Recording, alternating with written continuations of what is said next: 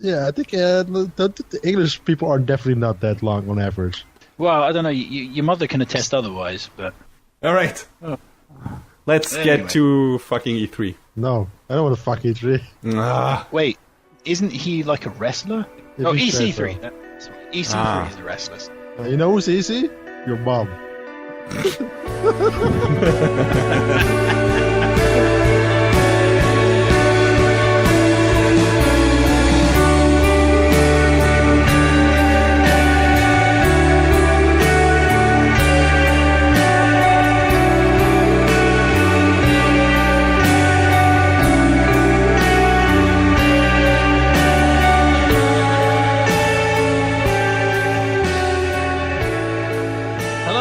Welcome down to the abyssal lair of the radiophonic sea creatures. Trap your dick in an elevator door for masochistic sexual pleasure because I, Tokyo Choo Choo, I'm going to be your host today. And with me, as always, are two men who like to trap their dicks in each other's asses. Not that there's anything wrong with that. It's homoerotic metal and broke brack mountain. How are you guys? How are you today?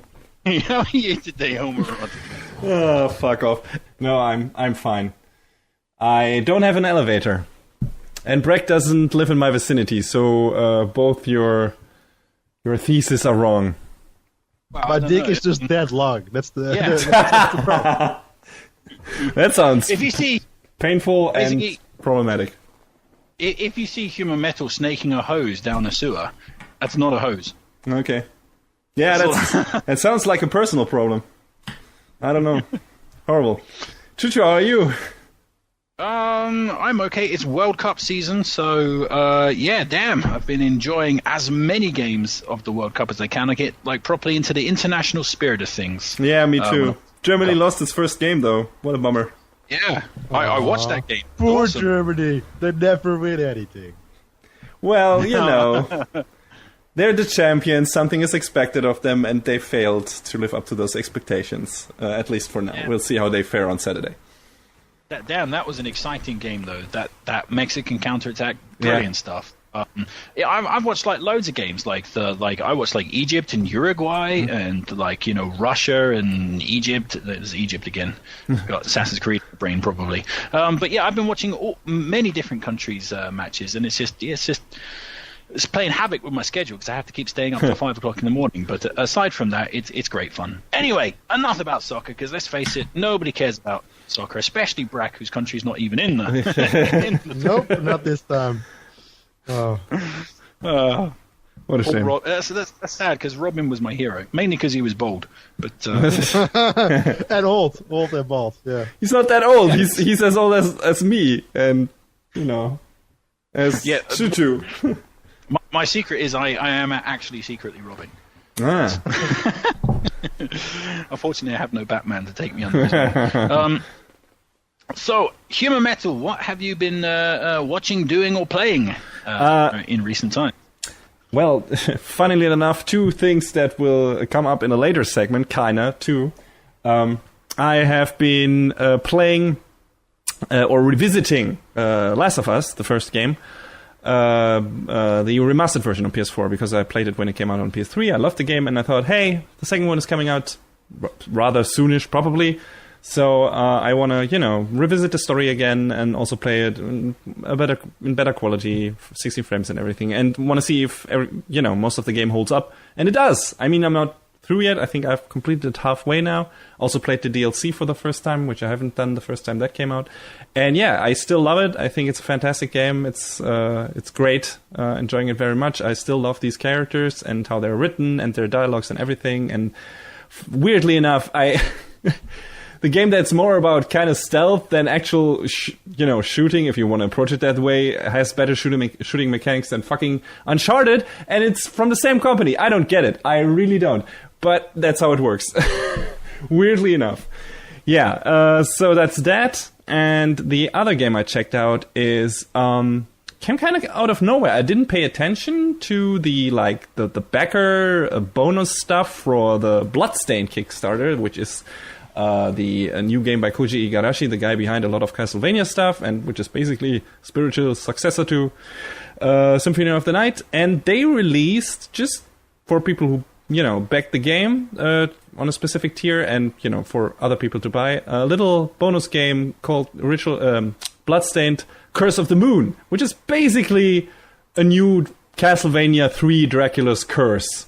You have like 4 characters that you can switch between on the fly. You got someone who plays like fucking Simon Belmont. You have someone who plays like fucking Alucard. It's the kind of the same setup, but it looks they do this thing Shovel Knight did, where it's like, oh, this looks kind of like NES, but a lot of the stuff looks too good for NES. Like some of the animations some of the graphics the NES would have not been able to pull that off, but it's in that style, and I love that. I think I love that 8-bit style, and if it goes a bit beyond that, I also like that a lot. And Curse of the Moon does the same thing expertly, so it's a really fun game. It's on the short side, but there is some replay value in there on harder difficulties.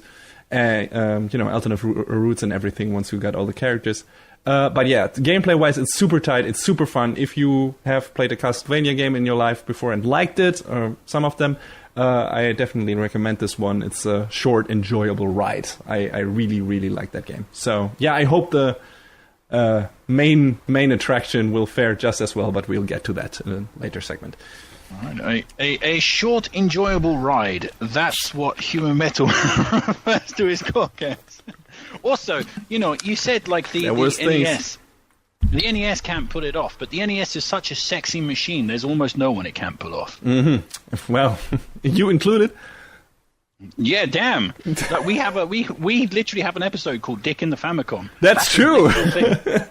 Well, then I stand corrected. It's my turn with the sex box. All right. All right, Brack. Brack? Yeah, I'm here. What's on your shadow slit, son? Yeah, I expected you to give me a question, but you're like, just say Brack, and I was like, nothing. Well, that's basically Brack's life. Brack, nothing. Harshed. That's mean. Why are you so mean? Just because we're not in the World Championship with soccer, that's why? Yeah, exactly. And I think it's the bolder you get, the meaner you get. Like that's why like all the bad guys in Star Wars were bold up until recently. And British. So you're like That's it. That's my whole plan. Secretly, I have a long flowing mane. I'm just really hoping that someone casts me in a role in Star Wars. Might still anyway, happen. Brad. So I haven't been playing that many video games, but I've been watching television, a lot of television. I've been over the past 2 weeks. I've been binge watching Legion, which just finished its second season somewhere last week, and this is a real special show. Like if you haven't been watching Legion, you're really missing out because this show is complete insanity. Like it's made by the same guy who does Fargo, but it just goes, and you actually notice that because the dialogue feels a lot like in Fargo, where it's very like it's not how real people talk, but it just feels real cool. You know what I mean? Like where it's like, nobody would talk like this, but it just, I don't know, like the dialogue is just really nice. And especially this season.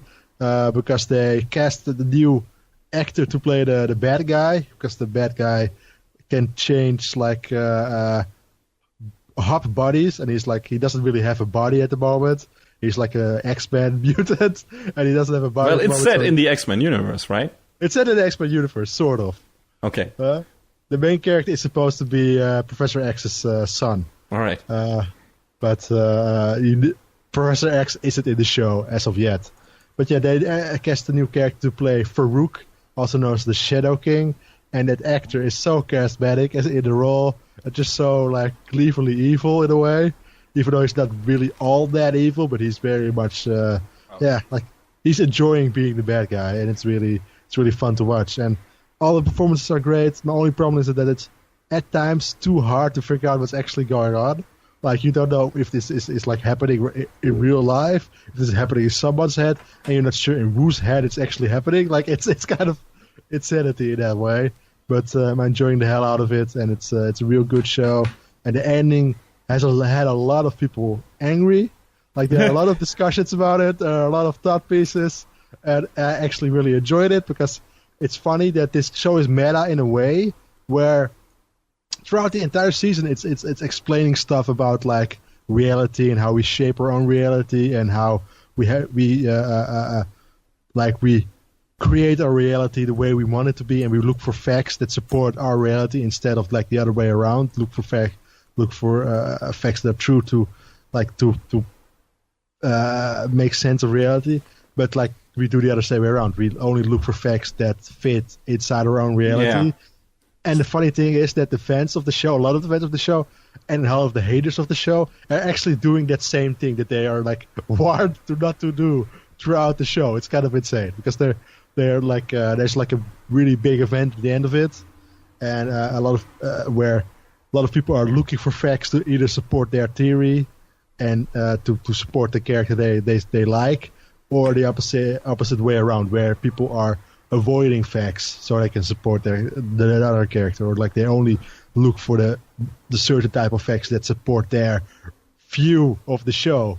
It's kind of insane that the show has gone so meta in a way where it influences like the reality of the people that are watching it. It's kind of fun to see.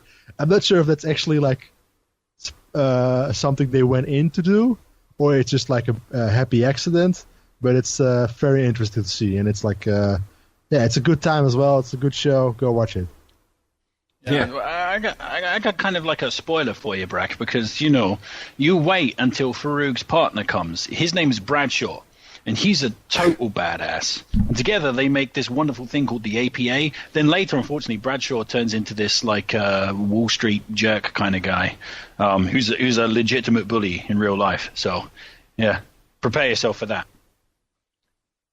Anyway. Okay. Yeah. Like I'm like, what the fuck is he referencing? I don't know what he's talking about. Is this some dumb wrestling shit or something? Ding, ding, ding. Yeah, he always got it. But yeah, I only watched the first episode of that show and wanted to binge the first season, and I haven't gotten around to it. I'm waiting for it to drop on Netflix or something. But that hasn't happened yet, so it's neither there nor on Amazon. So yeah, we'll see when I get around to watching it. But eventually I will, because I love Fargo, and I think this is Fargo-ish in a comic book universe. So this should be totally up my alley. I don't know why I haven't gotten back to it yet. Yeah, it's one of my favorite shows at the moment. Like I really love this show, and it's like, you put together stuff that I like, and you sandwich it with other stuff I like, and you get something I love. So yeah, it's a real good show. The backlog is growing bigger. The Expanse also got a new season. I'm really surprised the show is still going, because the viewing numbers are like 500,000, like an episode or something. So it's not really being watched all that much, which is sad because the show is so good. But they have already announced season 3, so looking forward to that. Yay! Do you know what else would be up your alley, Human Metal? Brack. What? Ding! Oh, okay. See, Human Metal's so entrenched in butt sex, he doesn't even know a butt sex joke when it comes. Yeah. Oh, gross. Anyway. Or because yours was simply bad. Your butt is bad. That's all you say. Yeah, food for thought here. Butt. Your face looks like a butt, and you have a bad butt. So it's also just. Yep. Are you saying I've got a bad face? Yeah. That's what he said. Yeah. But Lord I Butt actually Face. have seen more Legion than Human Metal, so there you go. Hey, I've seen at least 3 or 4 episodes of the first season of Legion. Yay. It was nicely directed. It was very stylish show. For some reason, I remember thinking that I should watch more, but I don't know what happened. But I stopped watching. I should go back and probably finish that, because I wasn't not enjoying it. I was enjoying it. However, it didn't quite grab me. It wasn't like, oh my god, I gotta watch, like, binge watch 10 episodes of this like in one go. It wasn't quite like that for me, but it was fine, and I should probably go back and finish that. So I guess I'll talk about something. What have I been doing recently? Yes, I guess I should talk about God of War, I suppose. So since we last talked about God of War, I had only played the opening. Too much boy. 3 out of 10. All right, that's what you're trying to say. No, there's not. Well, yeah, there's a little bit too much boy in that, but never mind. And I don't know what Brack is referencing here. Why are you referencing Brack? What the thing? I'm referencing that Kratos uses the word boy a lot, and also referencing that you criticize games with some like really weird stuff, like too many letters. Oh, no. Well, yeah, thankfully there are absolutely no ladders in God of War, although they have been replaced with chains. Yes, they have chains. Yeah, who built all those fucking chains all over that world? There must be someone who has that job in God of War to just go everywhere and put, like, chains that aren't uncoiled until you actually uncoil them yourself. So I blame the dwarves. Having the chain in the first place. Yeah, probably. They do crop up like literally everywhere, like seconds ahead of you. Anyway, so yeah, I have played way more of God of War now. In fact, I'm closing in on the end game. At least I think I am. I've had that official warning from the game. Hey, if you need to do you should probably do it now. Which is really annoying because I just can't seem to get to those last 2 Valkyrie temples. How do I get to them? Help! Maybe that's like really like in the after you've finished the main game. No. You can do all the side stuff before finishing the game. Mm-hmm. I can't get back to the Wildwood though. Like I literally can't get back there. Yes, you can. There's a way. You just look it up. There are FAQs for that. Yeah, just Google it. All right. Well, I will try. I did all the Valkyrie stuff before finishing up the game. So there you go. But I didn't. But be aware, the very last Valkyrie fight is tough as nails. So good luck with that. It's hard as shit. The last one actually made me lower my difficulty. It was like, oh fuck. No, I didn't.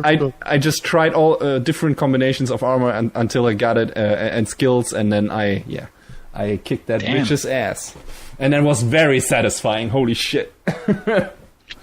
Yeah. So that game is ace. It's fucking brilliant. I just gotta say it's probably, I don't know if it's like my favorite game of all time, but it's definitely in the conversation, and that's definitely worth something. It's an absolutely wonderful game. I've loved it. I don't really have any issues with it, apart from maybe if I was to nitpick, I would say sometimes the developer misses opportunities or takes a slightly easier way out.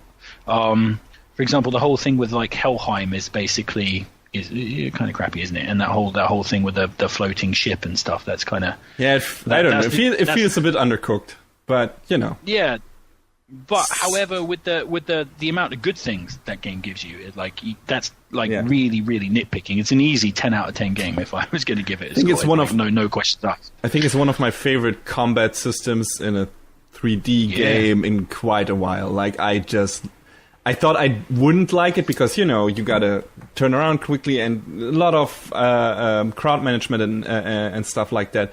But once you get in the groove of it and, you know, got into actual one-on-one fights that are tough as nails, man, I just love the opportunities it gives you with all your different skills and everything to approach the fights in different ways. Yeah. And it feels also fluid and impactful, and Atreus is just a cool side character once you level him up enough.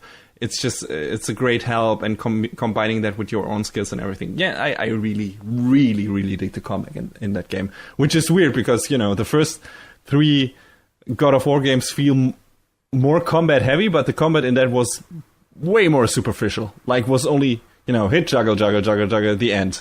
And that's it.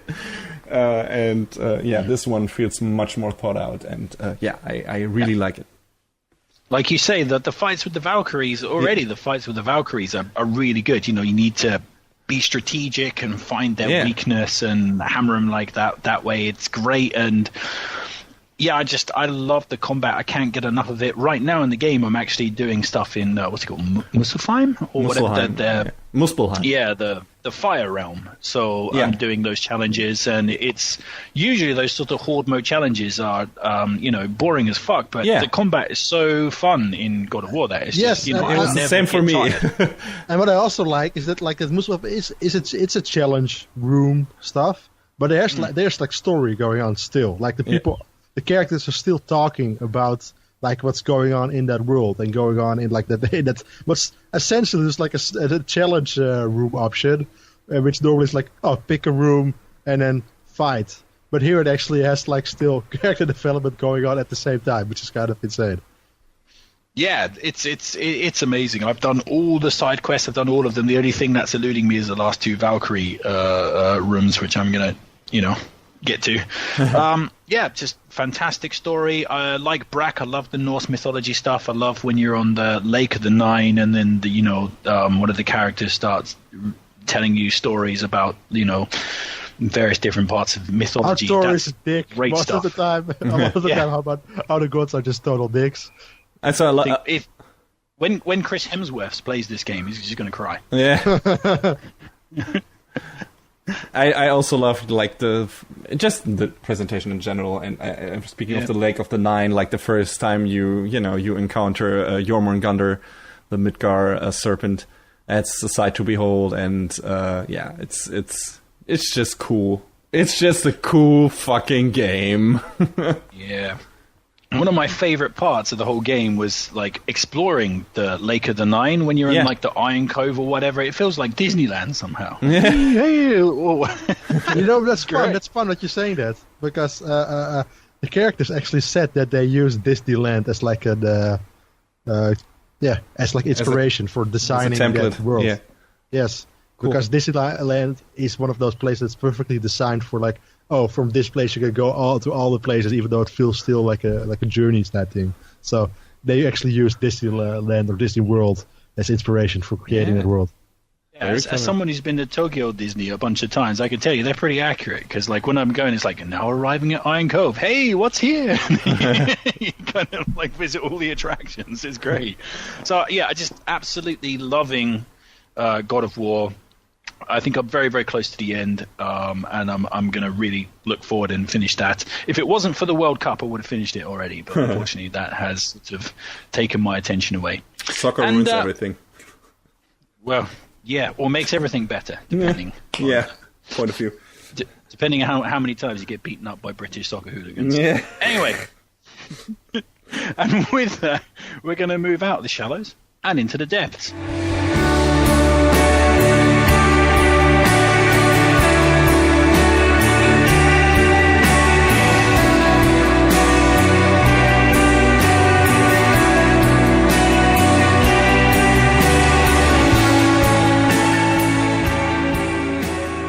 Welcome back to the Depths. So today on the Depths, we're going to be talking all about E3. Well, actually, that's not entirely true. We're not going to be talking all about E3, so please don't expect a mammoth epic here, like my dick. Instead, we're going to be talking about our 3 favorite things from E3. Even that's not true, because some of us don't have 3. But I think that goes to tell you like the overall quality of the show, though, to be honest. Of our show, yes. Very much so. Well, yes, of our show, and even worse than that, E3. It was a shit show, in my opinion. No, it was alright. It was alright. There was enough interesting stuff shown. Not all the conferences, press conferences were good, but I got enough interesting stuff to see. So, all right. Yeah, don't agree with that at all. But yeah, well, you don't even pay attention until we bring it up, and then you watch some of the trailers afterwards. So you don't fucking count.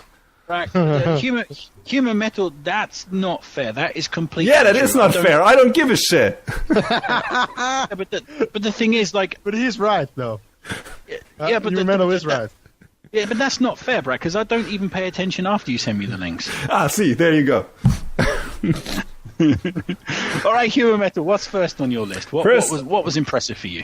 Well, first on my list was one thing from the Sony showcase, which was expected to be there, but I'm still glad it was there. And that was fucking introduced with a guy playing the banjo. that one of the weirder choices was how Sony decided to structure their press conference with, you know, some musical interludes. I mean, the idea itself is neat, but was, you know, just weird, ushering the people into different rooms, and that, you know, killed the pacing a bit. You know, I don't know, get back to basics, guys. But anyway, the music was cool because it was by the guy who was responsible for the soundtrack of Last of Us. And he, you know, played one of the pieces from the soundtrack, and it sounded really good. And that's how they basically led into the gameplay trailer for The Last of Us 2. And, you know, I was really looking forward to the game, but I was also a bit, you know, weary because I really liked the ending of the first game. I was like, yeah, that game doesn't really need a sequel, in my opinion. That story was told really well and had a good ending point, so I don't know if they, you know where they really want to go with this. But, you know, we in this new trailer, we get some interesting new character setups, and we see a more grown-up Ellie, and, you know, that all that setup, all those, you know, new character constellations and everything look interesting enough. And, you know, the game says not Last of Us 2, but Last of Us Part 2, so it feels like they want to make this like actually the second chapter of the whole story. So it feels like those two stories will be more, you know, connected than I first thought, and that sounds good to me. And the gameplay looks fucking stunning. There are some neat new little tidbits in there control-wise that look really promising, and the graphics are just fucking stunning. Like, there's... Especially if you compare it, like I said, I'm currently revisiting the, you know, the first game, and of course that was a PS3 game, but still, this, like, the lighting looks so much better, like the character animations, movement, everything, how the enemies behave looks much different. This looks so much more cinematic than even, and the first one already looked fucking cinematic. And the first one was the best game I've ever seen at that time. Yeah, exactly. Oh, man, this is the prettiest game I've ever seen in my life. Yeah, and now this game just makes it look like shit. Yeah, it's crazy. Yeah, it's mind blowing. Like the kiss in the fucking first in the first cutscene alone is like, holy shit! Like, good job, guys. That is a very convincing kiss. And yeah, just fucking amazing looking game, and I'm sure it will play great too. At least that's how it looks. And I really hope that the story will just get to as big of heights as it got in the first game. And yeah, I'm really looking forward to that game a lot. And yeah, I don't know, what do you guys think so far about Last of Us 2? Well, yeah, amazing. I just can't wait for the gameplay sequence where you go off on this amazing fetch quest to get a ladder. And then you take said ladder and prop it up against the side of a garage, scale up there, and then find a pallet. And what you got to do is you got to take that pallet, you got to bring it down off the side of the garage, take it to a knee-deep river that you could probably, you know, swim across, wade across, and then lay on the pallet and sort of paddle yourself across the river, and then, oh no, wait, there's no ladder to climb up into the jetty, so you got to go back to the shore. You got to go find like a mini ladder. That's the new thing for The Last of Us 2. There are mini ladders, like step ladders in it. Okay, so you got to get the step ladder. That joke already takes longer than you fucking spend time on ladders in the first Last of Us game. That's true. But the thing is, the real sad thing about the step ladders is that I never knew my real ladder. Fuck you. But Chusha, I think the game is going to disappoint you because so far there have no ladders been shown in the gameplay materials. So I don't know. I actually hope, because we haven't seen Joel yet either. I just hope there's like a superhero reveal where Joel just comes around the corner holding a ladder. That would be amazing, just for Choo-Choo. I think Joel, even better, Joel should have a shop as a ladder salesman, because he just found out how useful ladders were during the first game. Yeah, he should. Shit, you know, after make a fucking after he settled down, just getting rid of his life of violence and everything, he now builds ladders. I think that would be appropriate and in theme of the first game. So maybe we haven't seen Joel. Well, we have seen him in the first trailer, like from the side and, back of his hand and heard his voice, but we haven't seen his face. And in the new trailer, they like mention him in passing. Someone is talking to Ellie and it's like, oh, what's up with your old man and everything. So Joel has yet to be like revealed, and it seems the gameplay seems to be more focused on Ellie. So, yeah, we'll see. I'm telling you now, if Joel has, actually taken a step back from that life and is like a Jesus-style bearded carpenter who makes ladders, I will buy that fucking game, no question. Like, that would just be the best. Might happen. We'll see. Yeah. But I expect that game to be good. I expect the game to have reviews out the ass. Maybe they can patch over the weak points of the previous game. But the thing is, like, for me, I find myself having trouble with Naughty Dog games. Some games that the public really love, a la God of War, like in God of War, for example, I could fight forever in that game. In Uncharted, I got so tired of the combat system, like so quickly, and it's really chalk and cheese for me. And when I always find, like, when Naughty Dog games are great, they're fantastic. Even The Last of Us, I give it shit because the ladders and it's become like a running meme, a running comedy sketch. But actually, I didn't dislike the game that much. I mean, Jesus Christ, I finished it. I must have liked it, somewhat. Yeah, you don't need to finish games that are like 3 hours long. So yeah, that says a lot, I think. It does say a lot. That's exactly the point. Yakuza games excluded. I always finish finish Yakuza games. Yeah, but they're long-ass games, that's what I mean. So. Yeah. But The Last of Us had great storytelling, as you say, excellent graphics, top-of-the-line graphics, the best I'd ever seen, like you guys, at that point in my life.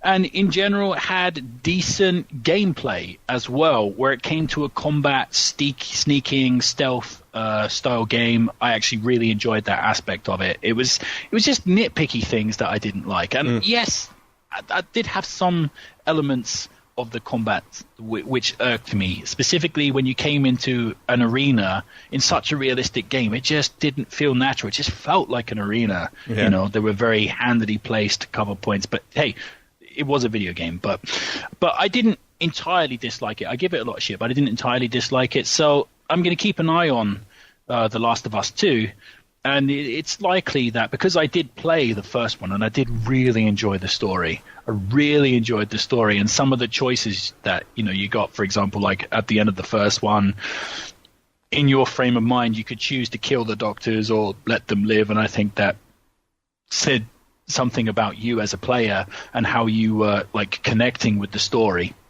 I thought all that stuff was fucking great. I love the ending too. It's great. It's had kind of ethical, moral dilemma in it. So yeah, I mean that's enough to make me interested to play the second one. I mean, if it gets like reviews off the chain, as it most likely will, I will most likely play that. How about you, Brack?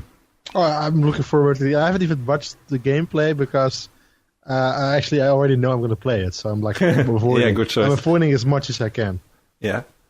Yeah, and I'm really looking forward to it. I think they haven't put out a release date yet, but I expect it to hit sometime in 2019. So yeah, I think at the earliest it's going to be end of next year. At the earliest, probably like April 2020. That's what I'm guessing. Yeah, we'll see. But yeah, I'm really looking forward to it. So can't wait. There you go.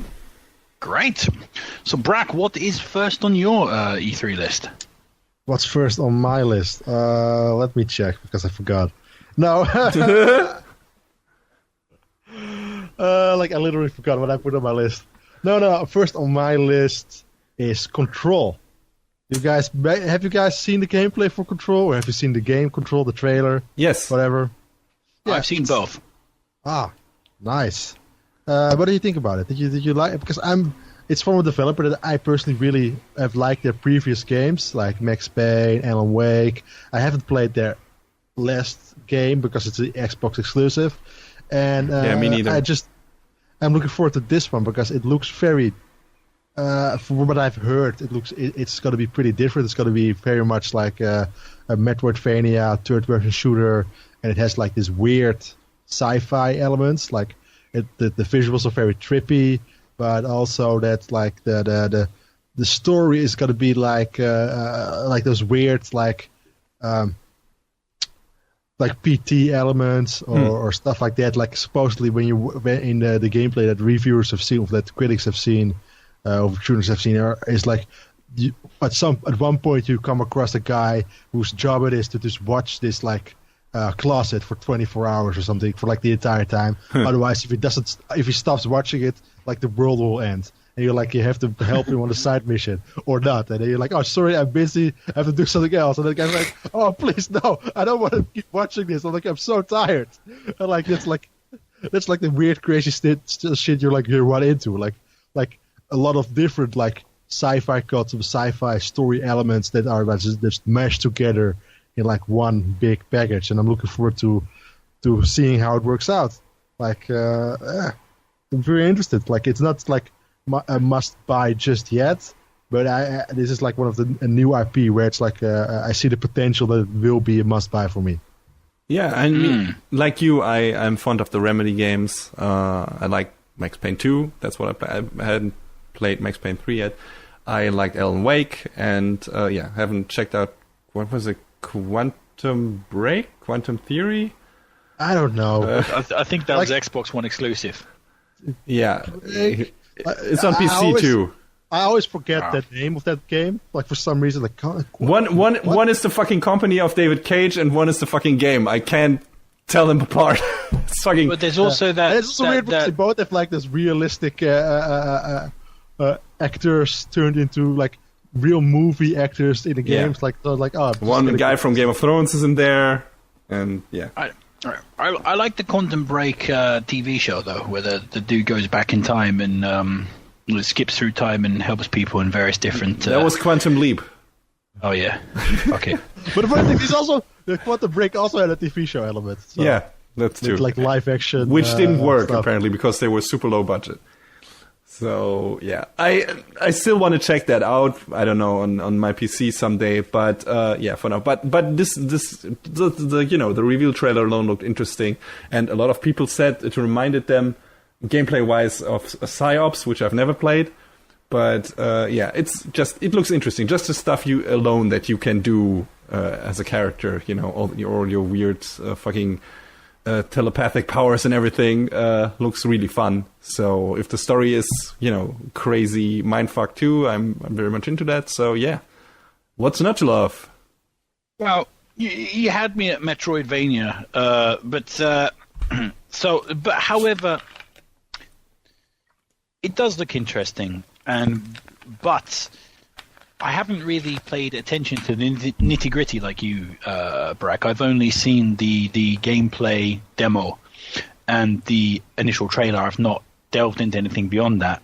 But what I will say, my initial takeaway from that is it looks bland as fuck from an aesthetic point. It's all like mechanical catwalks, and like that kind of like arena shooter type element again, where it's all like fucking cubicles and things to hide behind, and like you go into a grey mechanical room and there's a sofa, and the only reason that sofa is there is because you can pick it up and throw it at someone.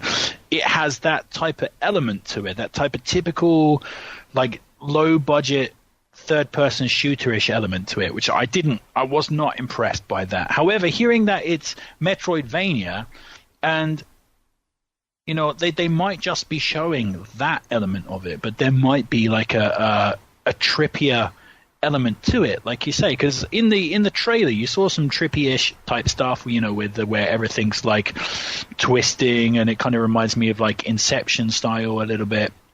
So that stuff looks like really interesting, but when I actually got to the gameplay trailer, I think what they showed in the gameplay demo was very underwhelming. It felt like any other third-person shooter with its kind of grays, and it's kind of like catwalks, and that kind of industrial sort of machinery inspired sort of like aesthetic. I didn't get into that at all.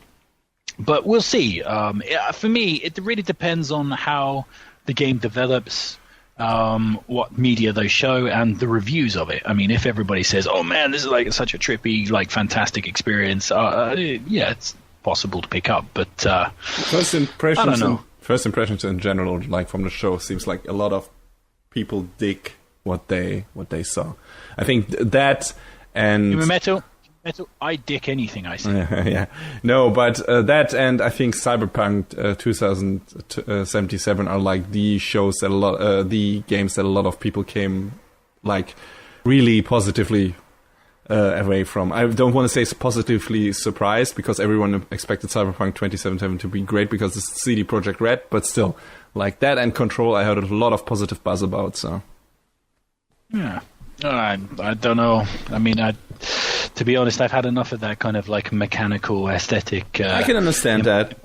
For me, it all comes down to how fun is the gameplay, does the story work, and then, you know, I can see, I can overlook some weird design choices. And maybe they make that work too. Who knows? We'll see. Who knows? We'll see, yeah.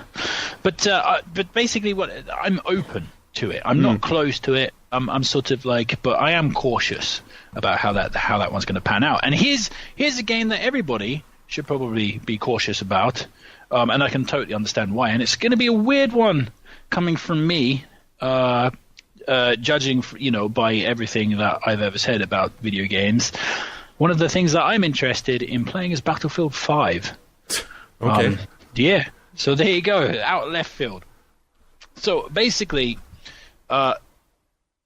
it's kind of about timing. For me in the Battlefield series. So I've had sort of like a difficult history with the Battlefield series. I really loved Battlefield Bad Company 2, as did everybody who played it. It was a great game.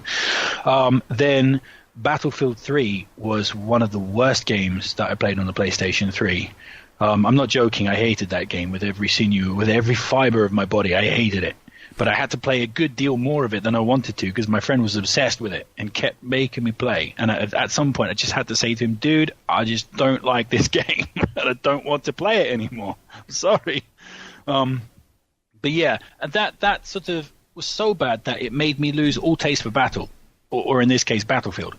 So, and I haven't played another Battlefield game since, although I kind of semi-enjoyed the original Battlefront, but not in any meaningful way. But however, I've come back around. I'm feeling like I want to play a giant online battle game that has a more sort of dynamic gameplay than Call of Duty.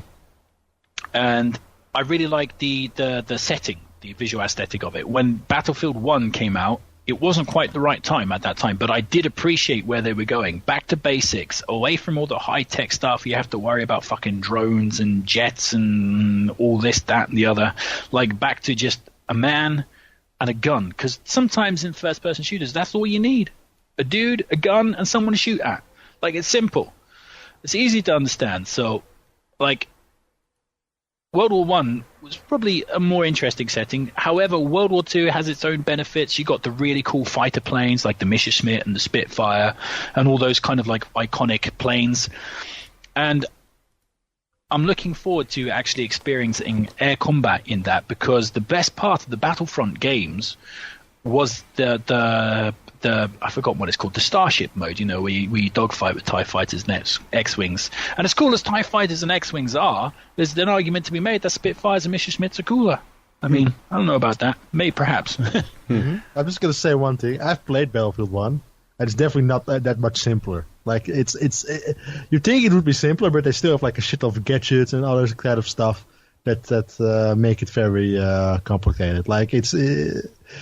they have like the historical equivalent of like the stuff you have in the future almost. Jesus Christ! I mean, didn't they have? I don't think they had anything in World War I that wasn't powered by a fucking spinning Jenny. Yeah, that's why. That's why what I'm saying. Like, they have like weird machine guns and stuff that like technically could be made in that time period, but probably weren't used or stuff like that. You know what I mean? Damn it! Yeah. But that said, I actually like Battlefield 1 quite a bit. Like it had a much better single player than Battlefield 3 or 4 or Hardline. I think it was it Hardline, like that spin-off, like COP Battlefield. Yeah, I don't think anybody counts that amongst the Battlefield franchise, even though technically it was. Yeah. This one had a much more interesting single player. Like Battlefield 1 is a lot better, and so I think. I think what saying about that, World War II was generally speaking. This is a really weird thing to say. Generally speaking, a more interesting war. Sorry for the millions of people that died in it, but. But yeah, do you know what I mean? I mean, it comes from that sort of exciting age where technology made for a more dynamic and interesting war setting. Yeah, I'm feeling like we're stepping on dodgy ground here. Sorry, the greatest generation, but but yeah, like you say, Brack, I think I'd like to play a decent World War II. Campaign. My favorite Call of Duty even was World at War. Like, I thought that had a great campaign, and you could play it entirely in co-op as well, which was great. But there are other reasons why I'm interested in that. Most notably, it's because of the Battle Royale mode that they announced. Now, I know like everybody has this groan-worthy reaction to things of recent times that gain Battle Royale mode, but I don't really understand why that is, because it doesn't like take center stage. It's just an extra thing that they're making, and the Battle Royale concept is great. Where you have the circles that you fight in, and then gradually the circles get like diminished in size, and you have to sort of head towards the hot zone, just like the Battle Royale movie. Fortnite is an interesting game because of its concept. Unfortunately, it's not really well implemented, in my opinion, and I hate that fucking building mechanic. There's nothing worse than trying to shoot some motherfucker and he's just putting up walls in front of you, and then you run out of ammo and he kills you. That stresses me. But that's not going to happen in Battlefield because you can't fucking do that. So, yeah, I think the Battle Royale mode, which is just great fun, a really fun concept and just fun to play, is going to be way more interesting in the Battlefield franchise. So I'm looking forward to that. And also, there's the other thing, the business side of things, where EA and DICE can't afford to fuck up again. They just can't do it. They both those companies, the developer and the publisher, they need to redeem themselves after Battlefront 2 and all the shit that went down with that. So with this game, it's almost guaranteed that they're going to be more generous, and you're actually going to get a well-balanced and fair system that doesn't prey on you for monetization. So I think all those elements are sort of coming together to make an appealing package for me. That's why I'm interested to play Battlefield 5. They put so much emphasis during the press conferences on none of their games having loot boxes anymore. It was hilarious. Yeah, that was pretty funny. And Battlefield 5 was one of them, so there you go. Yeah, I'm looking forward to Battlefield 5. Like I said, I was pleasantly surprised by the single player of Battlefield 1. So even if the single player is going to be as good or like as much fun as that one, then I will just get the game at some point just for that. And if everything else is good as well, I might get it earlier. Well, there you go. Look at that. Jesus Christ. 2 members of the Radiophonic Sea Creatures are interested in the new Battlefield game. Hell has officially frozen over. What happened? Where did we go wrong, Brack? I tell you where we went wrong. Your mother, in both cases. Anyway, human metal. Why am I the only one laughing? Oh, it's sad. What's next on your list? That always is. Well, Brack's not laughing because he knows it's true. His silence is godly. Tumbleweeds. I love it. Anyway, yeah, right. The next thing on my list, or things, are well, one of them I brought up earlier when talking about Curse of the Moon. Of course, Curse of the Moon was only the bonus game for the Kickstarter campaign. The main game, Bloodstained Ritual of the Night, is still coming up, and I had my reservations for that game because I didn't really like the visual style, the 2D, 2.5D style they chose. Looked a bit janky, low budget to me, and didn't really like, the animations and the fighting mechanics. The demo they put out was not convincing me, but the material I've seen coming out of E3 has me, ending up on a much more positive note for this game now and looking very much forward to it. It doesn't look as good style-wise as their fucking bonus game, because that 8-bit aesthetic is just appealing to me personally very much, but it looks better. Running animation, Miriam's running animation aside, why does that look as bad as it does? Whatever. But the game looks better now. Like the boss fight that they had in the first demo looks better in this gameplay trailer now too. And everything looks much more polished and interesting in backgrounds and stuff. And now that I got a glimpse at the story with the kind of prequel bonus game, now I want to see more about it, and most of these characters seem to be in the main game too, and now with voice acting and everything, so looking forward to it. I loved Symphony of the Night, so this is a kind of a spiritual successor, so I'm looking forward to that. And it looks great, good for now. We'll see if it's actually great once I get to play it, whenever that happens. But looking forward to it now, very much so, not only because I backed it. And the other game that I didn't really have reservations, but was kind of careful not to get too hyped about, was Mega Man 11, which was recently announced after years of silence from Capcom for that franchise, and Mighty Number 9 being a giant debacle. That looks much better than I expected. It actually looks good.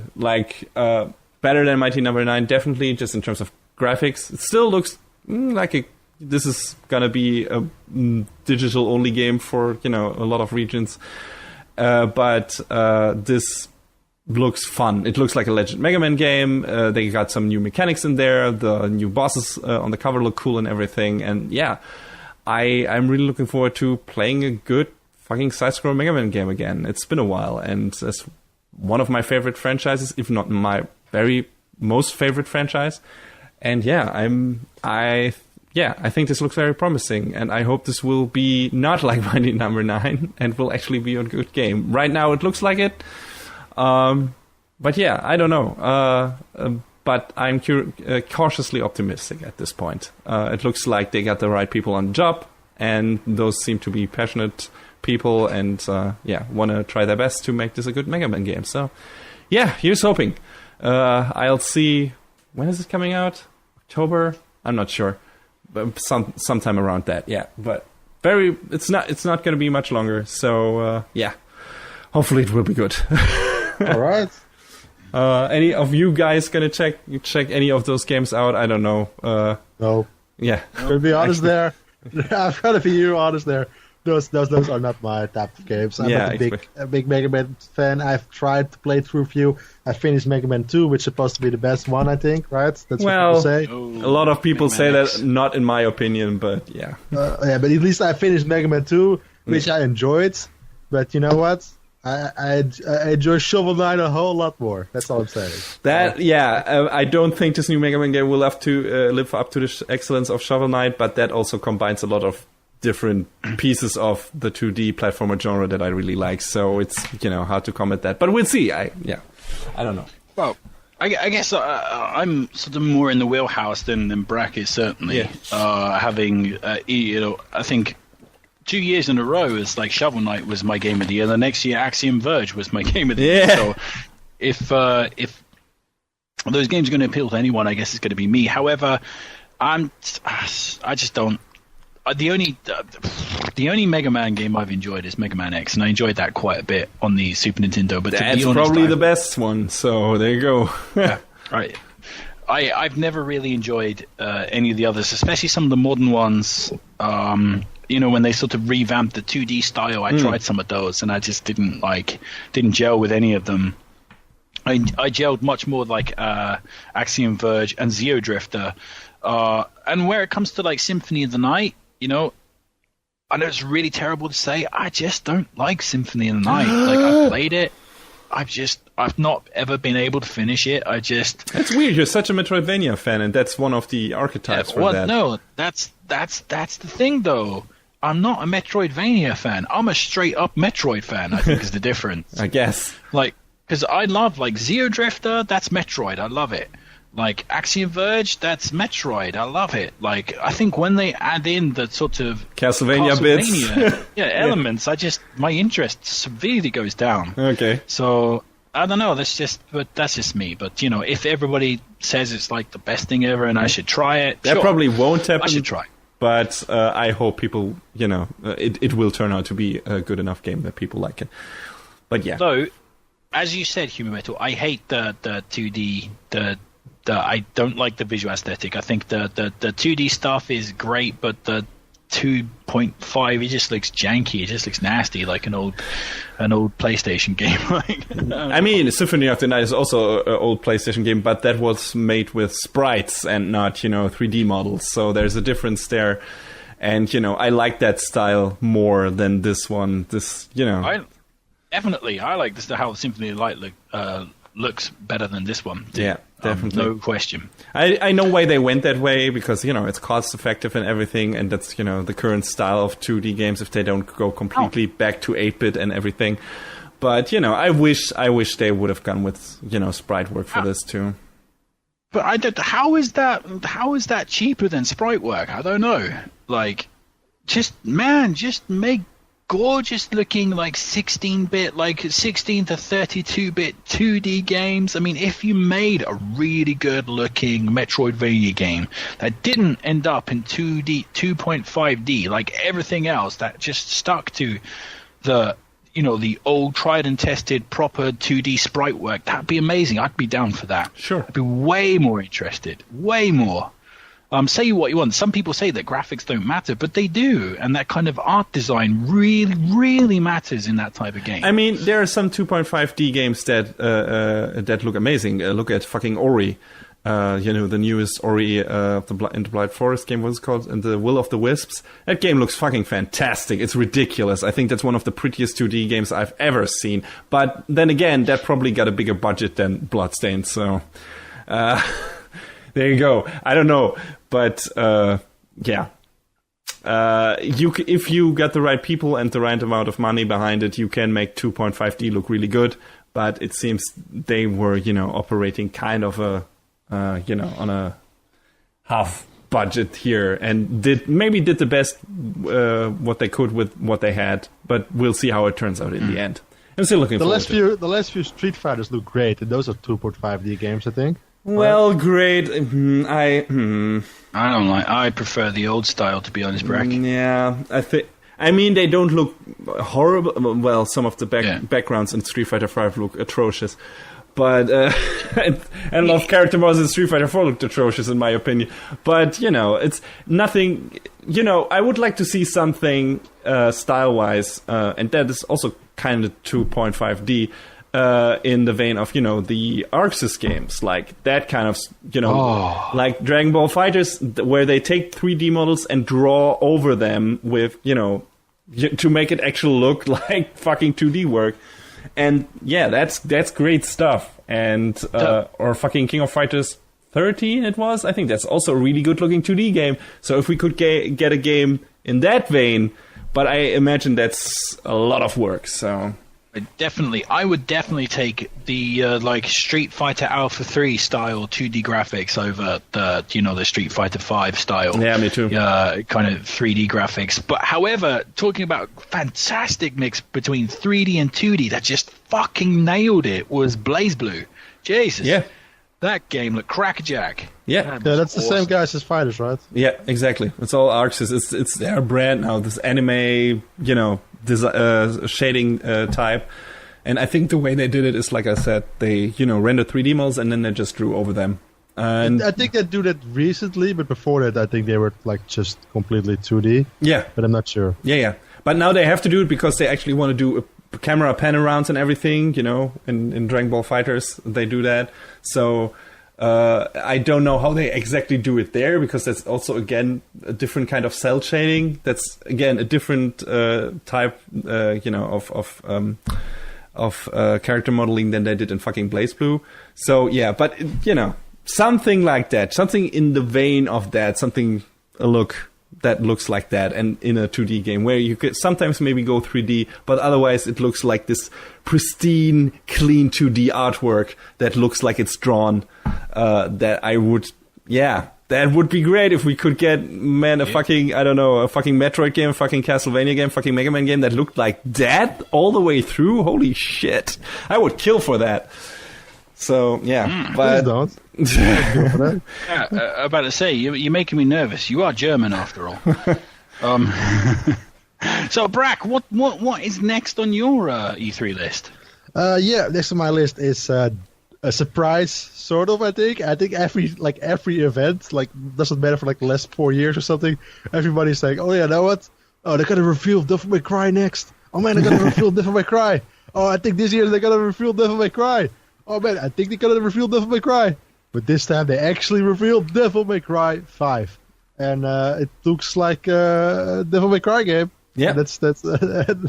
I heard a lot of when the trailer was first announced, people were thinking that the main character in the trailer is Dante.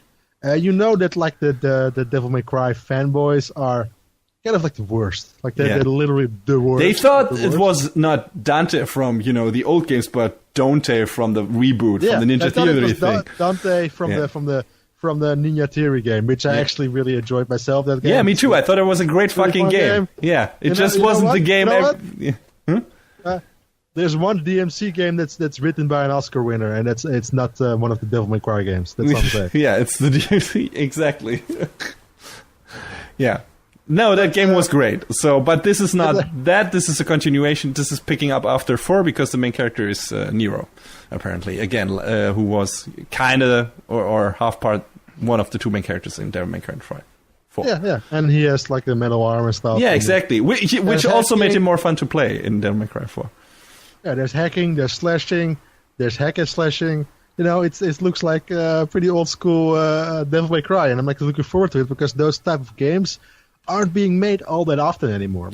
Platinum, yes, the Platinum games, but the last two games are exclusive to Nintendo platform, so I haven't played them. Yeah, the last two Bayonetta games that I want to play, but I'm I don't want to buy a Switch just for those two games. Well, there also was Nier Automata, but that was more role-playing game than actual, spectacle fighter. So, and I also haven't played it yet, but I want to play it at some point. But these games used to be a dime a dozen. There used to be a lot of them. But nowadays they barely get made, and I'm looking forward to playing one of a new one pretty soon, and one that looks actually really, really fucking fun. So yeah, man. Also, award for the best trailer song.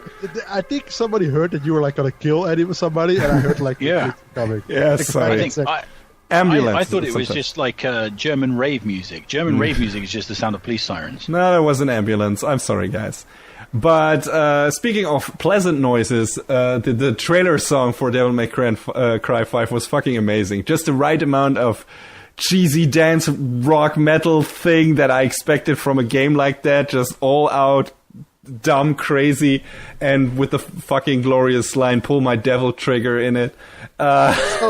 It's so cheesy. It's so cheesy, but it's so good. And the way the drums hit at the right moment and the beat hits at the right moment, I love it. I think that trailer is probably, just from presentation-wise and how it was put together, is probably one of the best trailers of E3, if not the best trailer. I watched it a lot of times. I think it's great. And yeah, I'm also looking forward to the game. I need to revisit the Devil May Cry games, at least some of them. I mean, I don't need to revisit 2 because there was a giant pile of shit. But I want to...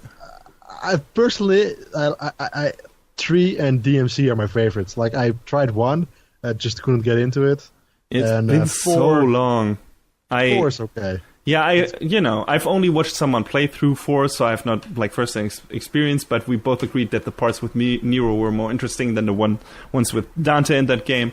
And I think I haven't played 3 at all, which is supposed to be one of the best ones. Yeah, so there you go. I still got something, and they got the HD collection everywhere.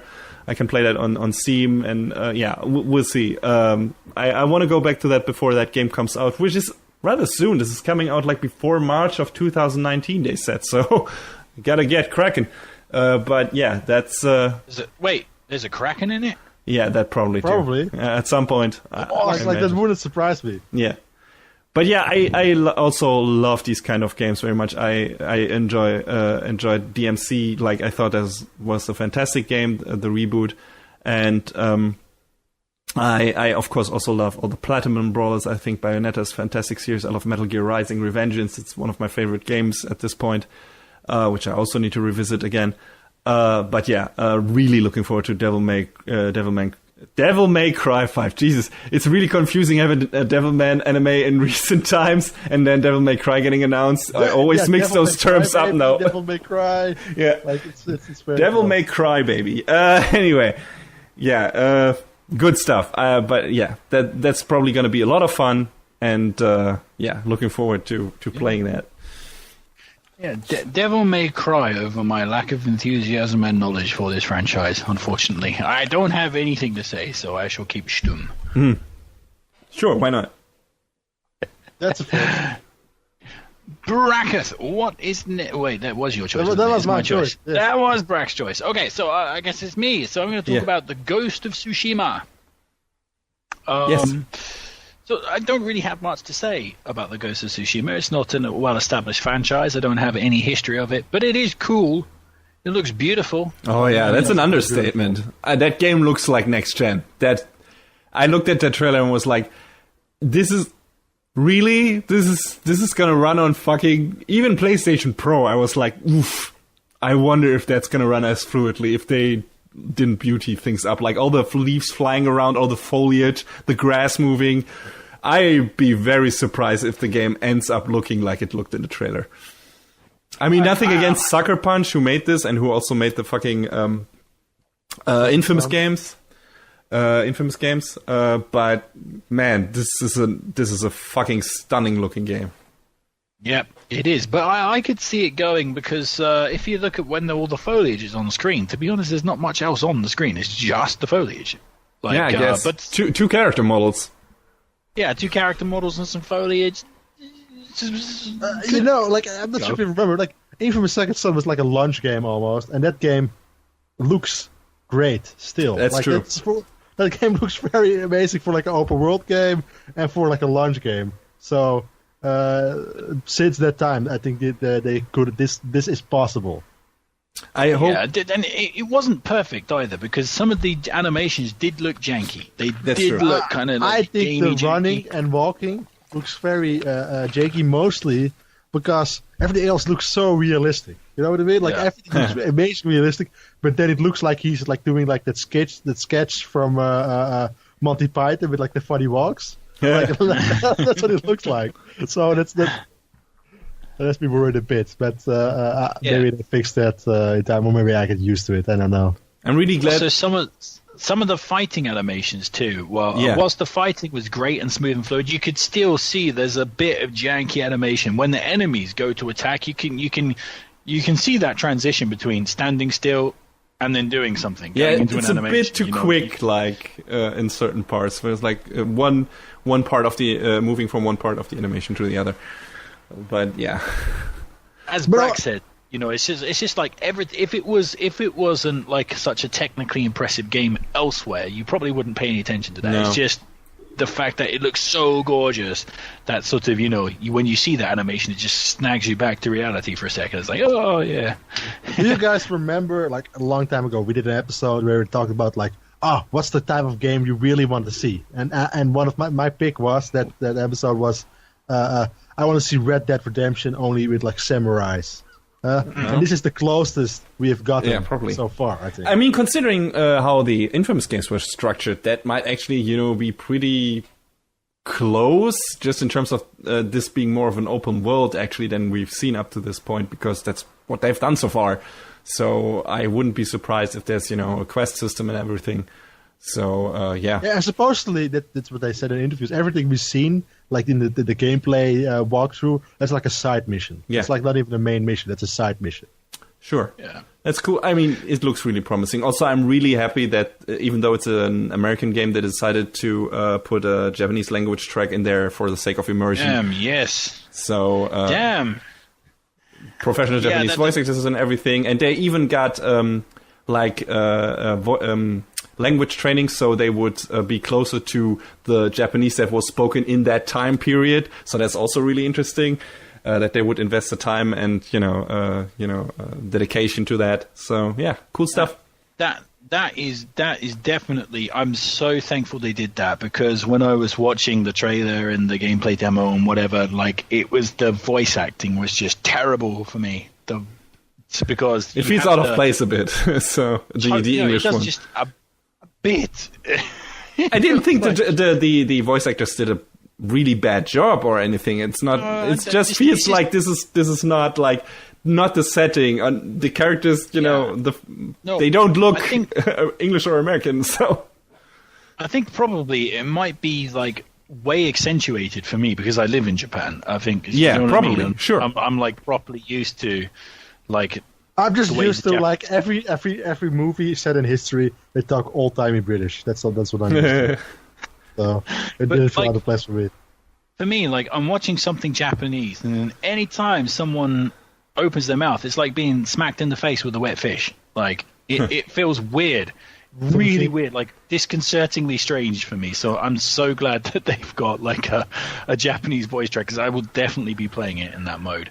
But just to round off my thoughts on that, because it was my pick after all. That for me, I've not really played a samurai style game. So I know that there's Destiny Warriors and Tenshu and other various games of the samurai genre, but I personally have never played any of them. So I'm looking forward to being immersed in that world and just sort of poking around in feudal Japan. Sure, that sounds great. That sounds like a right barrel of fun. So I'm really looking forward to that, and will most likely play it unless the reviews say it's naff. Yeah, then I won't. Just as a small add-on, Samurai had and that time period had like a real resurgence on this E3. We had, Ghost of Tsushima, we had Nioh 2, and we had Sekiro, which is from the Dark Souls guys. And this is the only one I'm interested in myself. I'm a Dark Souls fan, and the other ones are basically just Dark Souls with Samurai. Yeah, I guess, but I was hoping for Bloodborne 2, to be honest, because that's the only Souls thing I liked so far. But the combat in Sekiro looks, a lot more fluid than in the actual Dark Souls game, and more closer to Bloodborne. So, you got a lot of movement options and stuff like that. So maybe that game will also turn into something I like. So we'll see. But yeah, anyway, it's nice to see that time period, or that inspiration being used in more games. It's the old adage, you wait for a bus for a long time and then three come along. Yeah. There were also like, you were talking about Souls games. There were like 5 Souls games at E3, like at least. Yes. Jesus, even more I think, like more than 5 actually. What are the other ones? There was like an indie game, there was a Souls game. Oh, right. There was like that anime Souls game. There was like with anime style Souls game. Yeah. And there's The Surge 2, which is also a Souls game in space. That's true. So so a shit ton of Souls games. That's all I'm saying. Yeah. And I'm not interested in playing any of them. I always wonder. I just go off on a slight side note. Please excuse me for this. But how does the Souls games stack up to like God of War's combat? Like, is it markedly different? Yeah, it's very different. Otherwise, I wouldn't have liked God of War so much. God of War's combat is not as punishing. You are allowed to make more mistakes. In Dark Souls, depending on what enemies you fight, you are not allowed to make a single mistake, or you're fucked. And considering that in God of War you start right at the beginning of the fight, in Dark Souls you maybe have like 30 minutes of running up to that actual fight after you got killed, which gets very tedious.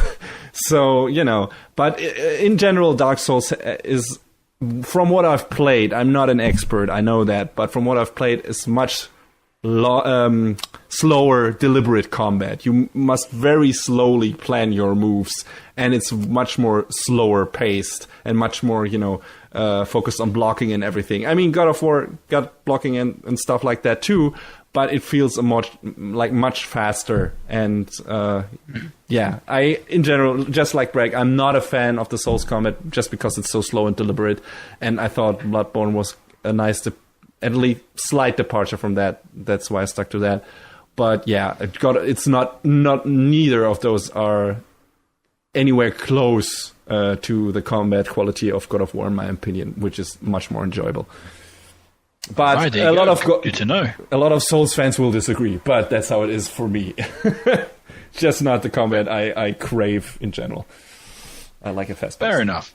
Humor Metal, what is last on your E3 list? Yeah, speaking of fast-paced combat, Spider-Man. That's, of course, a game I've been looking forward to since its fucking announcement, because, man, it's been a while since we got a good Spider-Man game. Humor Metal, you have a potty mouth this episode. I think if we tally the amount of times you said fucking, you would be like Glenn Gary levels of fucking. I always say fucking a lot. I love that word. So... Yeah, me too, but damn, help me out here, Radiophonic Sea Creatures audience. Humor Metal's off on a fucking roll. Fucking. It's a great filler word to use when I don't know what else to say. So, yeah, it works. And you can just blurt it out and it feels good to say. So, there you go. That's why I use fucking so much. Anyway. Fucking Spider-Man. I was really looking forward to that game being developed by that game. You know what was coming. I was actually refraining from using fucking again, but whatever. That game being developed by, why can't I think of the name now? This is embarrassing. Insomniac. Thank you. Insomniac, the guy behind Ratchet and Clank, and the game on Xbox that I can't think of, Sunset Overdrive. Yeah, just thought of it. And I thought, at first I thought, wait, Insomniac is doing that? It sounds like, Sucker Punch would be more the logical... A lot of people are making that mistake. Yes. Oh, yeah, they were so great with the traversal in Infamous. Yeah. Like, wait, what? No, that's the Ratchet and Clank boys. Yeah, exactly. And I didn't make that mistake because I got, my students down, but I was like surprised because that's what I thought. Like that, Sucker Punch would make more sense because the traversal in Infamous is kind of, reminding me of Spider-Man in some parts at least, or that would be the logical evolution for that. So I was like, oh, that's weird. Why Insomniac? But then, I watched some footage of Sunset Overdrive and I was like, oh yeah, there's also, some of that could be turned into, decent Spider-Man traversals. So we'll see. And I gotta say, the newest trailer and the newest gameplay footage of that game looks so much fun. It's got okay, they went, and that's what I also said. They went back to the controls for Spider-Man, to the movie game, where everyone loves in terms of web slinging mechanics and actual swinging and traversal in the city and everything. They went back to that. Look, what worked most about this? Put it into this game. And, that's how you move now. There's actual use of momentum in the game. If you dive down a skyscraper, you can, lean your body forward and make yourself, lean more into the air and fall faster. And the faster you fall, the faster you will soon after web sling. So stuff like that is in there. And, wall running and... using your environment in the fights, and there's so much cool stuff they put into this game that will make you feel like you're actually Spider-Man and will make this a lot of fun to play, I think. At least that's what it looks like from the gameplay trailer. And the actual, movie presentation, whatever trailer, gave me all of the villains I wanted to see from the classic Spider-Man Rogue Gallery. Well, not all of them, but a lot of them. And, at first it looked like they were only putting Mr. Negative in there, who's kind of a new villain I don't know much about. But I was interested in that, but I was also hoping for, I hope we'll get some of the classic villains. And we got all of the fucking new trailer because there's a prison break, and you got your classics. You got Scorpion, Electro, Rhino, the Vulture. They're all in there. It's a lot of fun. So I'm looking forward to that game so much. I can't wait for a new game with one of my favorite superheroes. and it looks like the studio really knows what they're doing. And yeah, I'm pretty sure this will be fantastic. And that's also coming out in fall. I got, one of my two favorite heroes, Mega Man and Spider-Man, coming out with great games this fall. So I think I don't need any more wishes fulfilled in terms of gaming. Yeah, it looks so good, right? Yeah. I'm so surprised by the gameplay that they showed, because they showed what normally in Spider-Man games, because I've played quite a few Spider-Man games. Yeah, me too. Part, which is the part where you're inside somewhere. And it never works. It never works. Like the camera doesn't work when it's inside, the swinging never works. But that's why I was surprised. They're like, oh yeah, this is what we're going to show off. Like the part where we're inside some prison. It's like, oh, and it actually looked very good. It looks very, like the combat looks really fun. I thought the swinging inside and the traversal inside looks like it would work. I was like, oh, if they can make this work, they can make everything work. And I'm just looking forward to it, because I really like Spider-Man games. Even the weaker ones I've had a shit ton of fun with. Yeah, me too. So if this is actually a good one, then it's going to be an insane amount of fun. Yeah, I mean, they got like this button for using your environment and like, I don't know, pushing yourself off a wall and, getting back into the fight, and then using your web to pull yourself to an enemy, like pull an enemy towards you, which is kind of weirdly enough like the Devil Arm mechanic from Devil May Cry 4. But, otherwise that gameplay, that combat reminds me a bit of Arkham, of course, because that's clearly also an inspiration.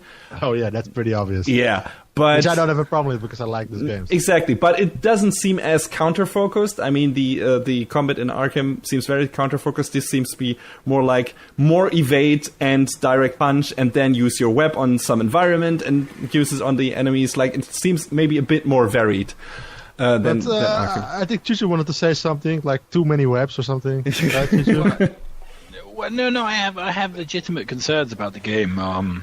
So, for me, I wasn't really a massive Spider-Man fan until Spider-Man Homecoming came out. So actually, I wasn't, particularly interested in the Spider-Man game. But then once I saw Homecoming, that became my favorite Marvel movie until this point. As we discussed about on a recent episode of the Radiophonic Sea Creatures, that's my favorite Marvel movie, Spider-Man Homecoming. So I really got into the character of Spider-Man. And, I harken back to the time when I actually did read comic books when I was a boy. Spider-Man was my chosen comic book to read, so I actually know more about Spider-Man from the comics than any other superhero. So, yeah. So that switched my opinion, and then I became interested. And I was like, damn, you know what? I'd really like to play a Spider-Man game now, with my current feelings of Homecoming. But I saw this trailer and I was excited to see the trailer, not the trailer, sorry, the gameplay demo, and it just kind of turned me off the game. Rather, it had the opposite effect for me, because somehow I don't like the visual aesthetic. Like, it's a personal choice, but I don't like the way they've designed those characters. They don't look appealing to me. And like Brax says, the gameplay was inside. I don't want to fucking see inside in the middle of the night. Like, it was. Well, there's also gameplay outside already. Yeah, there was gameplay but there's also outside. With there's Spider-Man. Also a gameplay performance from like last E3 or like the last Sony press conference or whatever, where it's all about like web swinging outside. So it's like no, that's from this. They got they actually had a show floor demo, and they had like 15 minutes of that where you swing through the city. Like a new one where it flinks through the city, and then at the end fight against Shocker. That maybe you should take a look at that, Chuchu, because that might be more up your alley then, and get you roped back in. But otherwise they would be showing something that they've already showed like multiple times. So I think it's interesting that they showed that the usual weakest part of a Spider-Man game is still good here. Yeah, but then again, when you look at the combat system, as you say, it really owes so much to Arkham. Of course, that's not exactly a massive complaint, because the Arkham system, the Arkham games have that combat down pat.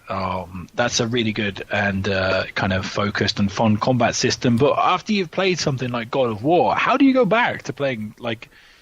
It just has to feel good. I mean, it does triangle, and it doesn't need. Yeah. Well, it doesn't need to. It's a different. You're going to compare like different types of combat systems because for no reason. I think it seems weird. But ultimately, like whatever the excuses or however you want to frame it, still my feeling was put off by this gameplay demo rather than enhanced by it. I went in thinking, damn, yeah, I want to play a good Spider-Man game, but somehow the art direction, the confined space of that particular demo, and the voice acting of Spider-Man, it didn't quite gel for me. However, that said, if the reviews are decent, I'm still going to play that game because I like Spider-Man enough to give it a try. And like you say, you can't really go wrong with that kind of like Arkham-style combat. It is fun, and I'm sure definitely they're going to pull some fun boss fights out of there. I mean, you can see that's basically right at the beginning of the game where they're setting up, the sort of the main villains of it. Who they're all breaking escape out. And you and then you're gonna fight them. Yeah. Exactly, you're gonna have to go off and one by one you're gonna have to like kind of take them down and stuff. That's I mean it's a fun setup, definitely. You can see where it's going, and yeah, I think it's going to be a good game. But just I would say that particular gameplay demo, instead of making me feel oh damn I really want to play that, it actually soured me ever so slightly. And it's like I don't know, somehow I just didn't feel it. But hey, that's just me. But still, if the review's good, I will most likely pick that up and play it because I do like Spider-Man now enough to want to get deeper into the Spider-Man, the Spider-Man universe. So there you go. Anyway, back to more positive things about the game. Hey, don't listen to like curmudgeon choo-choo. We got. I'll never listen to you. It's okay. We don't have to worry about that. But we said everything there's to too say. Many letters, something. Too many letters. Okay, I get it. Yeah, well, that's the one good thing about fucking Spider-Man. He doesn't need a goddamn ladder. Okay, let's go on to the next game. Let's go on to my game. And you know what? There was definitely a ladder in there. I'm not sure if you noticed. But there was a sort of ladder in there that they used to cross like a gap in the area. So look forward to that, Choo-Choo, because of course I'm talking about that. Yes, Stranding. I did. I noticed that. I was going to make a joke about that. It's like, hey, like The Last of Us have loaned out the ladders to Deathman Stranding. Deathman Stranding? What? That's not right. Carry on. So far, I don't know what the game is about. I think you play Norman Reedus, who quit his job on The Walking Dead to go be like an Amazon delivery guy. Yeah. And that's about it. But it looks fascinating. I'm looking forward to. It looks amazing graphically, obviously. Like it looks gorgeous, I'm looking forward to becoming a post-apocalyptic delivery man. Also, that world has very badly designed umbrellas. Like, what is that thing? Like, you're gonna get wet using that fucking thing the woman uses. It's a sci-fi umbrella. Yeah. Yeah, but at least it's not going to break when a high wind picks up, though. Yeah, I guess. It looks dope. That's all I'm saying. It looks very dope. Yeah. It looks dope. I'm just confused about its practical nature. So yeah. You're talking about. I'm also confused about the practical nature of having a baby in a jar. Okay. to shine a light on monsters or something. Like that's it detects them somehow. Yeah. I got sort of partial handle from what I understood about the game. Here's the Choo-Choo's understanding of the game. Here we go. No, seriously. I think it's something about he has some special power, and his thing is about ferrying the dead, the souls of the dead between the realm of the living and the realm of the dead. I think that's his job. Because at one point he's carrying a dead body in the trailer. Like I can't really explain my thing, but somehow I think his job is ferrying souls between the two realms, the realms of the living, the realms of the dead. They also said something about that he can't really die, or like that like supposedly what Kojima has said is that he wants to have this in this game world where death is actually a part of the game. Where like if you die, it's like doesn't end the story. Like you do die like it's a video game, but it's part of what happens. You know what I mean? Like the story moves on after that. Like Soul Reaver. When you die, you go to the plane of the dead and then have to get back out of the plane of the dead, get back up to the plane of the living. And the plane of the dead is kind of like part of the actual world. that's a pretty cool concept. It might actually be in there. But that's kind of like again, that trailer is batshit crazy. I mean, there's no way you can understand what the fuck is going on. But I reckon there is some connection, like you say, they're like Death Stranding. There is some connection, which will probably, knowing Kojima, will probably be boiled down to certain segments of the DNA, blah blah blah. This DNA research, and he'll get into explaining the ins and outs of that in 4-hour plus cutscenes. But you say that, but the last Metal Gear Solid barely had any cutscenes. So. It's because Kojima basically got booted out the door. He was like on his way out. It probably had like 13-hour cutscenes, and the company was like, I actually doubt it. I think he's trying to be a more minimalistic storyteller, but I'm not sure if it's going to work. But I have a feeling that that's actually what he's trying to do. Well, the cast so far looks very minimalistic, so yeah, and like the worlds, like he wants to very empty. Yeah. Like more like have the elements of like a walking simulator, which I do like those type of games. So I'm looking forward to trying to see what he does with it. But however, I think they're being obviously very guarded with what they show us about, which is great about the plot line. And at the end, you see him breaking out a machine gun. When he's looking at the enemy camp. Is that the end? I think somewhere in the middle. Somewhere in the middle, yeah. Shows he takes out a gun of some kind. There is a gun in there where Kojima already said that's not the preferred method to engage with the enemies in that game because you have a very slim chance of survival. So. Well, yeah, most likely you're probably going to be stealthing around and snapping their necks, let's be honest. I think you're stealthing around not being discovered because you can't beat those things, but yeah. Maybe, but I think generally that I would bet my hat on the fact that somehow he's ferrying souls or something between the land of the living and the dead. He's basically like some kind of human version of the thing, whatever thing crosses the river Styx or whatever. We'll see. That's what I reckon was going to go on. However, like Brack says, the walking simulator aspect of it is actually quite interesting because basically all video games sort of revolve around the aspect of getting from point A to point B. That is pretty much every video game in a nutshell. So, to do that just more directly, having someone having to deliver something might actually work really well as a plot device. And, there'll be less padding in a game if literally what you have to do is like, dude, you have to take this here.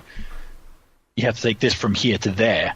Like, I think that's a very natural thing that would work well in a video game and feel very naturalistic and fit the world quite well. So when I was watching that trailer, I was like, yeah, they could work, It's like 4 years off or something. I'm not sure. I'm surprised that we saw gameplay. Like, I'm surprised they're this far into development because still like last time it's like, oh no, this is just an excuse for Kojima to hang out with Norman Reedus and Mads Mikkelsen. That's what I was. Let's do a fucking Radiophonic Sea Creatures quick poll. Is this coming out before or after the Final Fantasy VII remake? Because I think before. Okay, I'm not sure, guys. I think they're both going to hit in like 2022 or something. PlayStation 5 launch titles. Yeah, and the difference is it going to be the full Final Fantasy VII? Because supposedly the game is going to be split up in like 3 parts or some shit. Yeah, maybe. Yeah, so, that's I think we're going to get Death Stranding, the complete experience of Death Stranding before we get the complete experience of Final Fantasy Probably. God damn. I guess that's going to bring us onto the last piece of E3, which is going to be my pick, which is kind of my pick, but it's going to be some of the negative aspects of E3. So let's end on some criticism and some things we didn't like. Fuck off! Sorry, it's a mosquito here, not E3. There's a mosquito trying to bite my leg, and it just died for its impertinence. Since? Yeah.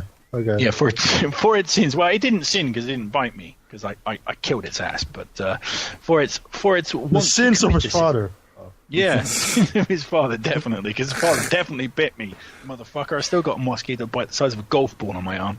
Fuck mosquitoes, man. Fuck my life. Damn it. Anyway. All right, yeah, let's get going. Freudian slip there. But this next game you play. There's another one. Oh my god! In this next game, you play a little mosquito. It's like an indie game where you play a mosquito. You have to like climb on humans. That game exists. It's called Mr. Mosquito. Oh, I was playing like you have to climb on like human beings, like Shadow of the Colossus style, to get their blood. No, but that game kind of exists. Not that gameplay, but where you play a mosquito to bite people. I don't care. I hate mosquitoes. In England, we just have midges, which are so small they can't bite you. That's not a euphemism for the English cock.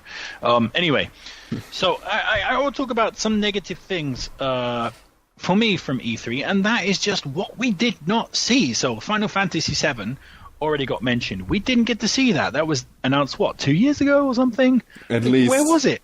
It just wasn't there. Like, there's no announcements, there's no updates, there's nothing. It's well, the like problem game doesn't exist. The problem is that first that was developed by CyberConnect 2, instead of in-house at Square, and then for some reason that didn't work out, and judging from what Square told the press and everything, they had to scrap pretty much all the assets that were created until now and start over from scratch. At least that's what it sounds like. So that game is still a while away. So yeah, there you go. That's why it probably wasn't at E3.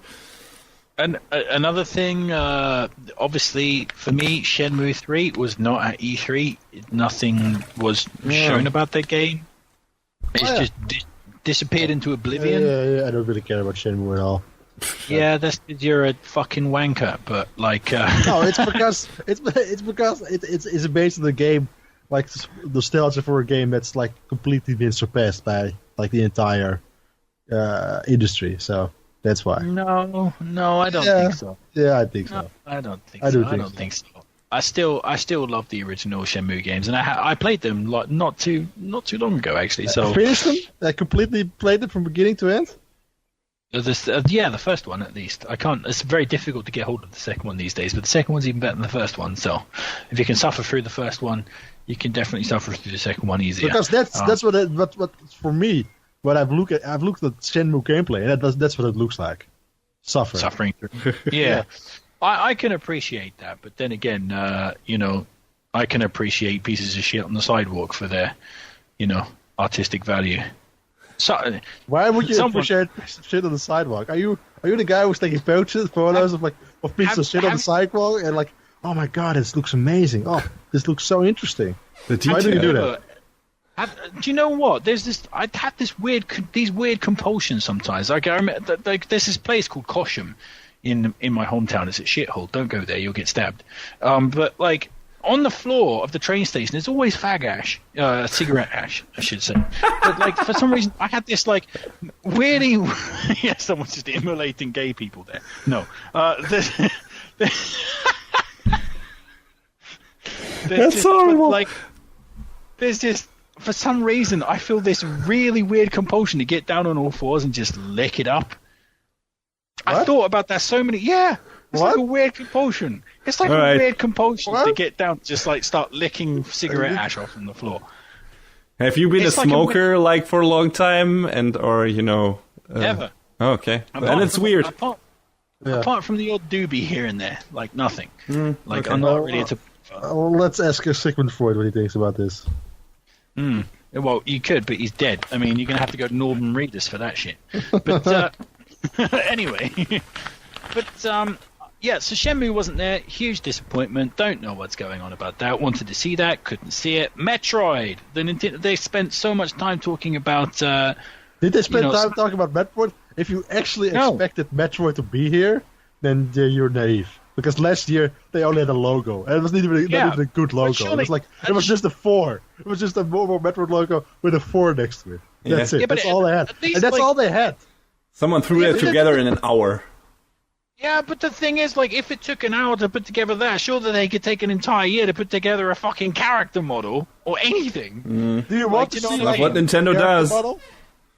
Is that what you want to see? Because, like, I think they're just after that they needed that. They really needed that Metroid to say, we're gonna make a Metroid, so please buy our console. And then the people have bought the console because there's going to be a Metroid. They have to wait till it's actually going to be done, and they're going to release something where they actually have something to show. And I don't think they have anything to show just yet. It sucks. And also, obviously, no Red Dead Redemption because Rockstar don't give a fuck. Rockstar doesn't also, do E3. Yeah, you've come to expect that. Did anybody really expect to see Red Dead 2 there? No, they didn't. Nope. One thing I was disappointed not to see is the PS4 version of Subnautica, a game that I'm really, really, really want to play. I really want to play Subnautica, and I was hoping to see something about it at E3 and didn't get to see that. So, all the series, basically, pretty much to a man or to a game, just weren't there. Like, nothing I'm personally invested in was there to be seen at the show. So that was my biggest disappointment. It was like, yeah, all the games I was excited for, none of them. I had to find other things to be excited for at E3. Like, damn. So that was my thing about E3. How about you guys? What were some negative aspects for you? What games were you like really excited to see but weren't there, or what was disappointing for you?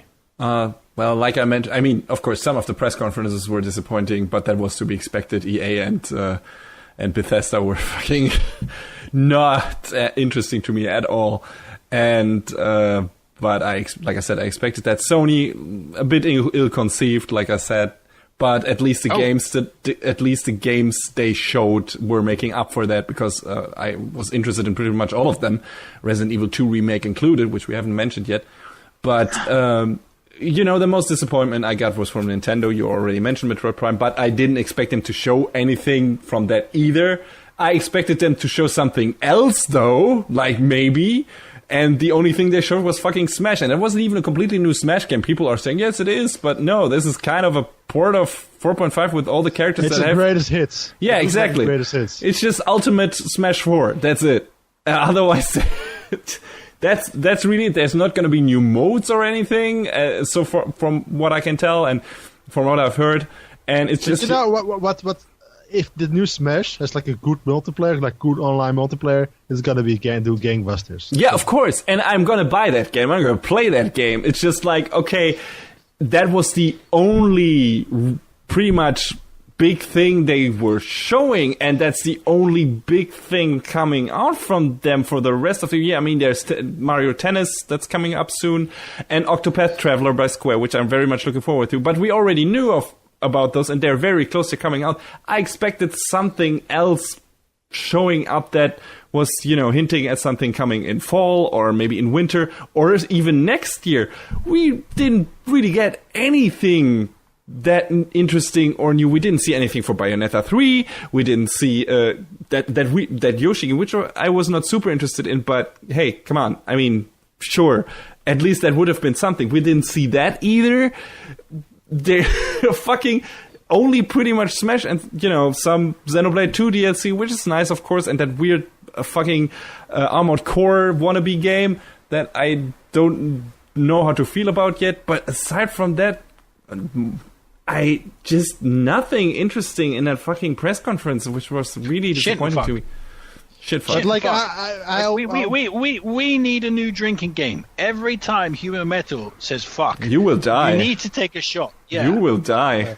I don't want to die, so I'm just going to talk about the Nintendo conference for a little while. Yeah. But I didn't see it. I didn't care. No. I have a feeling. I'm always a bit.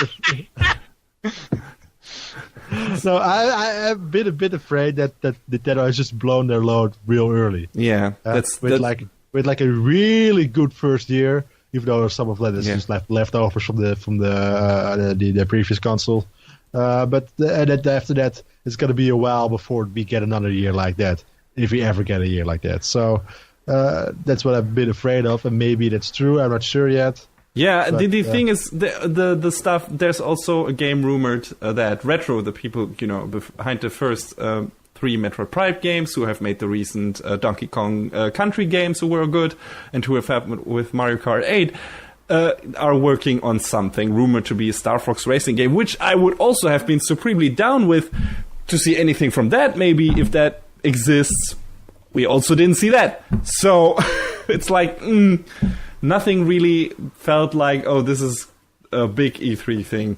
From Nintendo. Maybe we will see more after Gamescom or something. I doubt it, though. It really feels like you said, Break. They pushed out all their big blockbuster games that they had in the bag out at the beginning of the Switch, which given was a smart choice to make people buy that system.